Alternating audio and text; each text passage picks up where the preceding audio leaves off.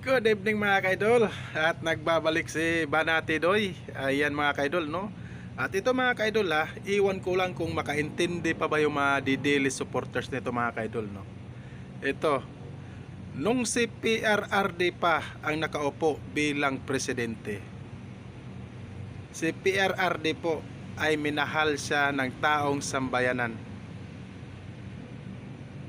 kasi siya yung presidente. Ito para magets nyo mga kadidilis, no? Ngayon nawala na po siya, hindi na po siya ang Pangulo. Ang Pangulo natin ay si Bongbong Marcos.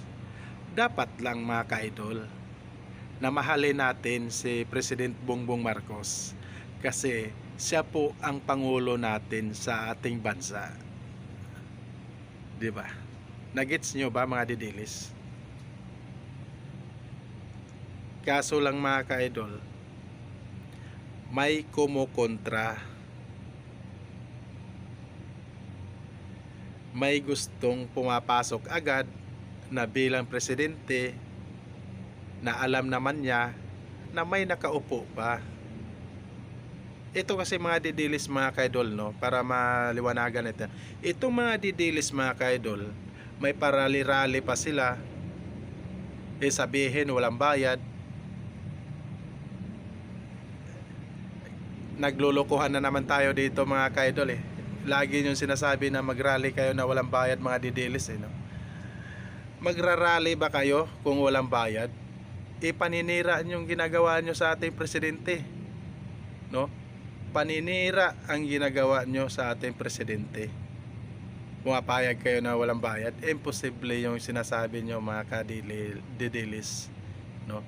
Hindi naman kami mauuto hindi kami maluloko sa mga ginagawa nyo kasi alam nyo kung bakit. Gustong gusto nyo maninira, gustong gusto nyo pababain si President Bongbong Marcos kasi may atat na gustong umupo bilang presidente, si Sara Duterte. May pasabi-sabi pa si Sara Duterte mga kaidol na hindi marunong magpresidente si President Bongbong Marcos. Kung hindi marunong si Presidente Bongbong Marcos, ano pa siya?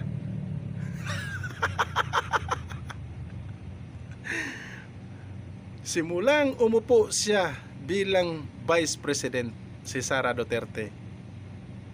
Ang tanong ko sa inyo mga kaidol, mga kadidilis, may nagawa ba siya sa ating bansa? Di ba wala?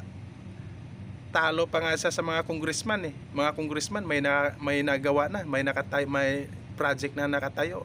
Si Vice President Sara Duterte wala. Ano 'yan? Sara Duterte.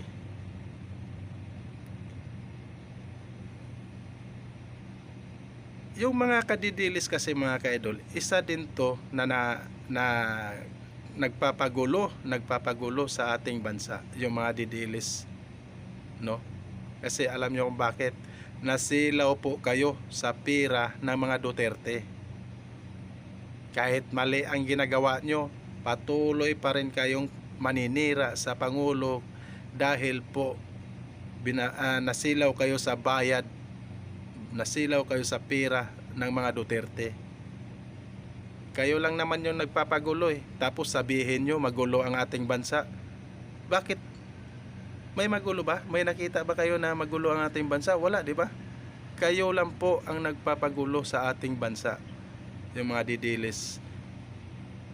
At yung mga vlogger naman, yung mga vlogger na Duterte, mga DDS vlogger, isa pa din ito na gumagawa ng fake news yung mga DDS vlogger, no?